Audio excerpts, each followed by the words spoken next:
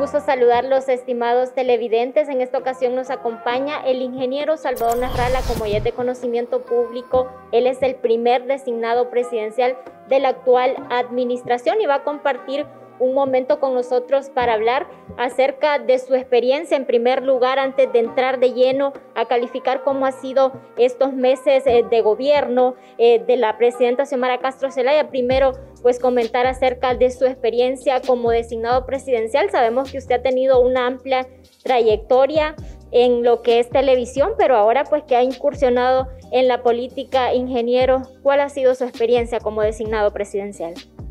Bueno, las expectativas que yo tenía cuando firmé la alianza con Xiomara Castro y Mel Zelaya eran que gobernaríamos juntos, que se aprovecharía los conocimientos que tengo. Yo soy un ingeniero con una maestría en administración de empresas. Fui gerente general de una compañía embotelladora de refrescos durante 6 años y tengo una vasta experiencia, conocimiento en evaluación de proyectos, inversiones, etc. Entonces, la realidad es que si yo hubiera sabido que no me iban a permitir, como se acordó, tomar decisiones, yo no me hubiera metido a esta alianza que le permitió a Xiomara Castro ocupar la presidencia de la República. Entonces, para mí es desilusionante porque no he podido verter los conocimientos que tengo para poderle ayudar al pueblo.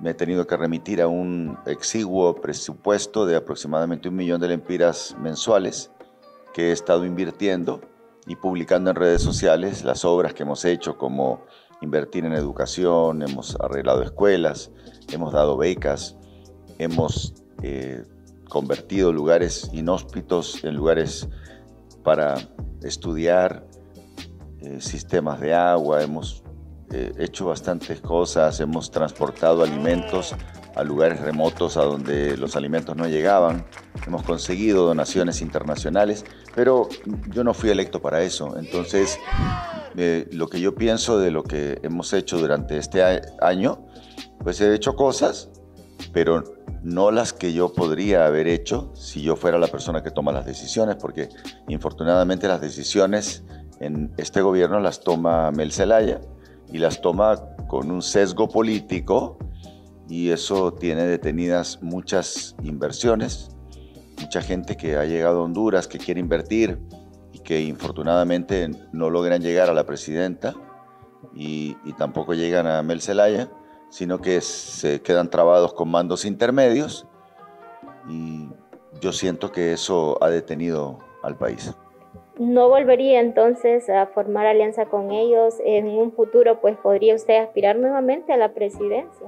Sí, yo voy a seguir aspirando a la presidencia, no por mí, porque yo me siento realizado absolutamente. Aparte, en mi trabajo sigo siendo bueno, según la gente, en mis programas de animación y en mis programas deportivos, pero con el Partido Libertad y Refundación, que no cumples lo que firma, porque una cosa es que yo te diga que voy a hacer algo, pero una cosa es que lo firme, y ellos lo firmaron, y ellos no cumplieron su firma. Entonces, obviamente, con alguien que no tiene palabra y que tampoco tiene firma, uno se puede ensartar una vez, pero no 2 veces. Yo no volvería a hacer una alianza con el Partido Libre. ¿Y esto podría ser un obstáculo para estos otros meses, estos otros años que faltan en el actual gobierno, para que usted pueda realizar su trabajo, ingeniero? No sé si ellos van a cambiar o se van a poner más tercos, porque lo que yo les recomiendo a ellos es un conocimiento técnico. Cuando yo te recomiendo hacer una inversión, cuando yo te digo que hay gente que tiene dinero, que quiere hacer cosas, quiere decir que es gente que quiere traer dinero a Honduras para generar empleo. Y lo que necesitamos en Honduras es generar empleo, porque cuando la gente tiene empleo, entonces come. Y en Honduras, como no hay empleo, la gente se va. Desde principios de gobierno les ofrecí la inversión del cannabis, del cáñamo, que genera fácilmente 170,000 empleos.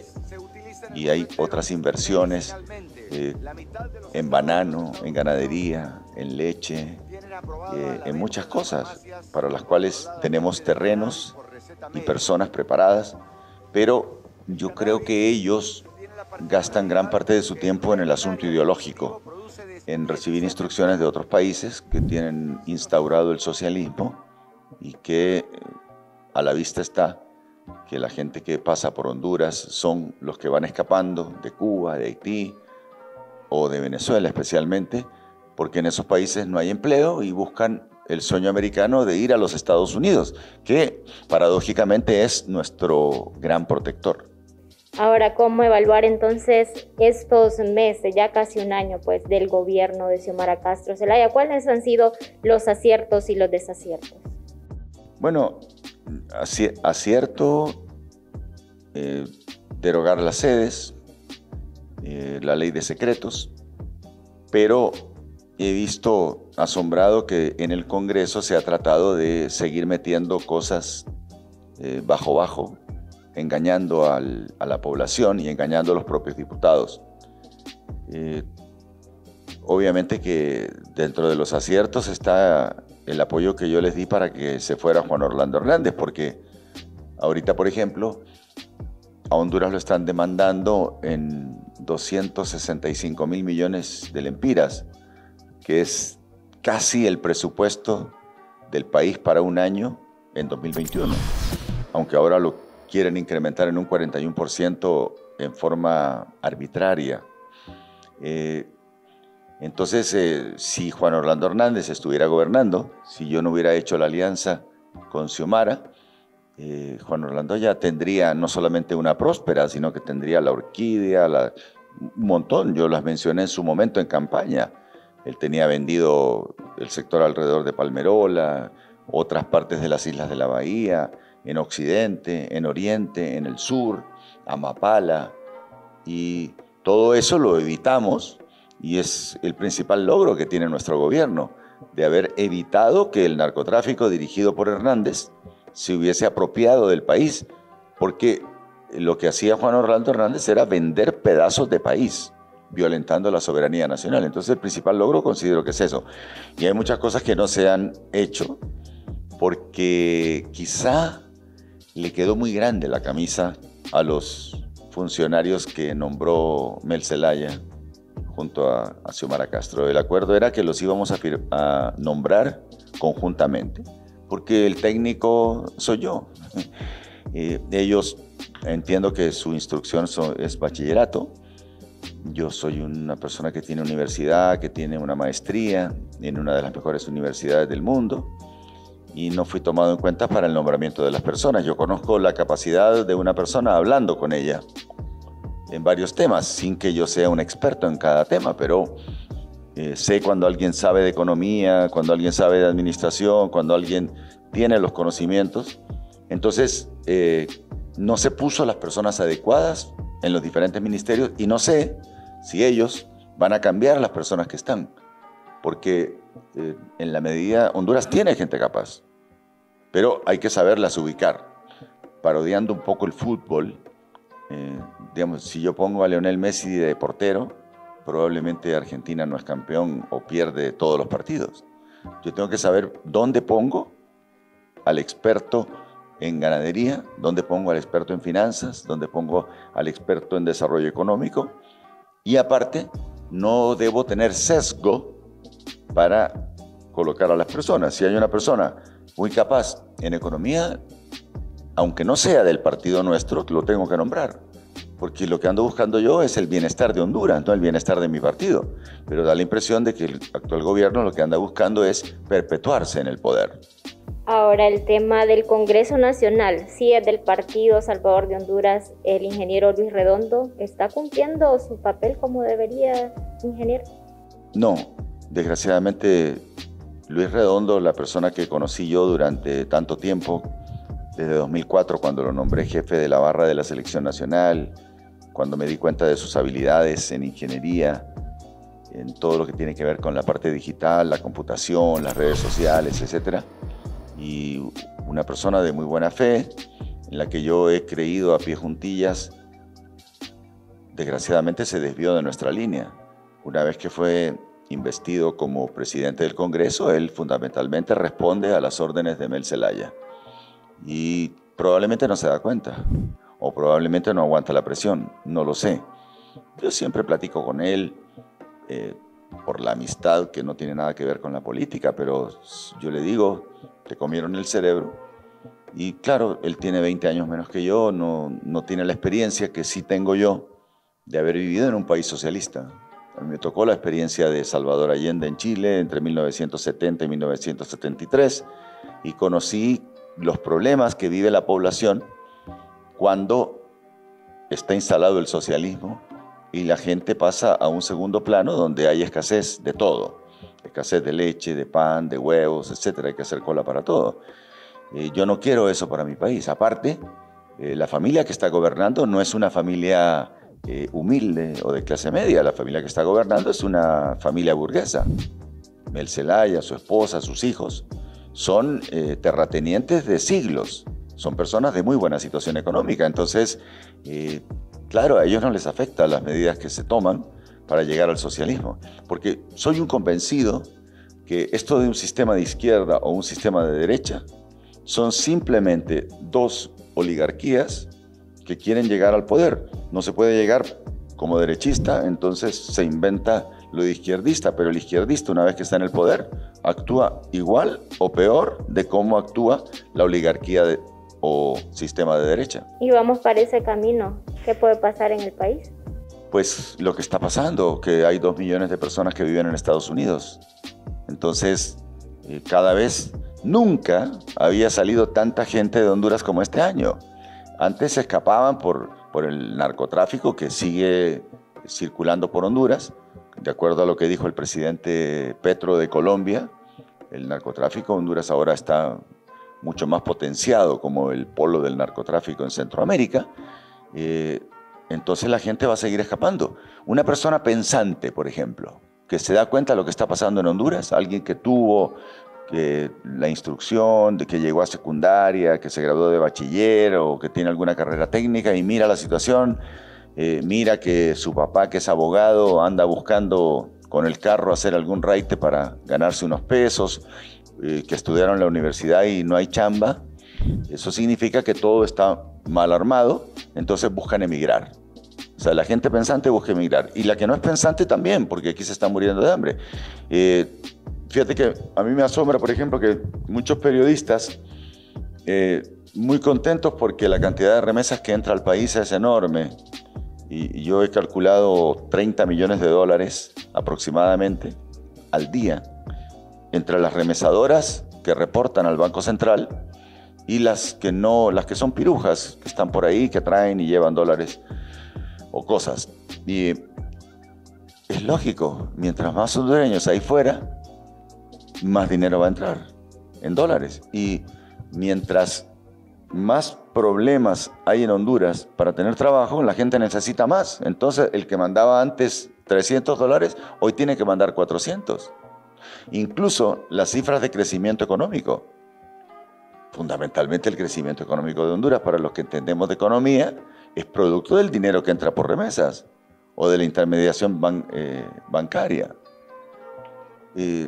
La gente algunos periodistas estaban muy contentos durante este año porque este año entró más dinero por exportación de café, pero a ninguno se le ocurrió darse cuenta que estamos produciendo y que hemos exportado este año 2022 menos café que en 2021. Lo que pasa es que el precio internacional hizo que el ingreso de dinero, aunque exportáramos menos, fuera mayor.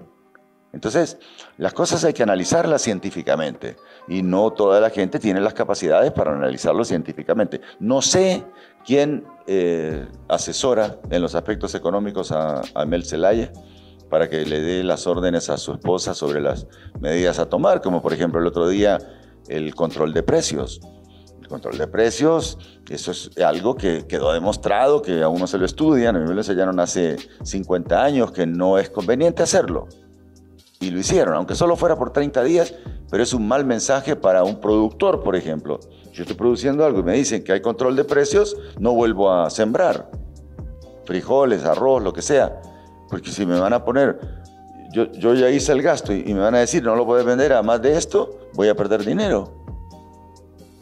Por darte algunos ejemplos de las cosas que se están haciendo mal en el criterio de una persona que, cuando digo científico, la gente se ríe. Bueno, una persona que tuvo la oportunidad de estudiar y de leer un montón de años y de practicar la situación económica. Gracias, ingeniero. Finalizamos con el tema de la SICI. Ya se ha firmado un memorándum, sin embargo, van a haber las bases para que se instale ya de una vez este mecanismo contra la corrupción en Honduras. La SICI originalmente fue una promesa de gobierno. Aquí vinieron los técnicos de las Naciones Unidas, vieron el terreno, se reunieron con ellos, a mí me marginaron de eso el gobierno porque saben que yo soy totalmente anticorrupción y que no permito que se hagan cosas ilegales. Entonces, vinieron los técnicos en mayo y la ONU mandó una carta inmediatamente de qué es lo que vieron los técnicos y cómo debe ser la instalación. El gobierno, 3 meses después, mandó una carta de cómo la quiere la SICI en agosto de este año. Entonces, cuando vieron los de la ONU que lo que ocupa Honduras es esto y que lo que pide el gobierno es esto, se paró todo. Entonces, viajó Xiomara con el canciller y, bueno, son posiciones muy distantes. Entonces, al final del día, cuando ya se parecía que no iban a firmar nada, decidieron firmar un documento diciendo que van a seguir tratando de acercar posiciones. Y eso tiene un plazo mínimo de 6 meses para que se acerquen las posiciones y se llegue a un entendimiento. Pero dentro del entendimiento hay ciertos decretos que nacen del Congreso y que por su índole requieren que se planteen en una legislatura, que será la del 2023, porque esta ya terminó, y se ratifiquen en 2024.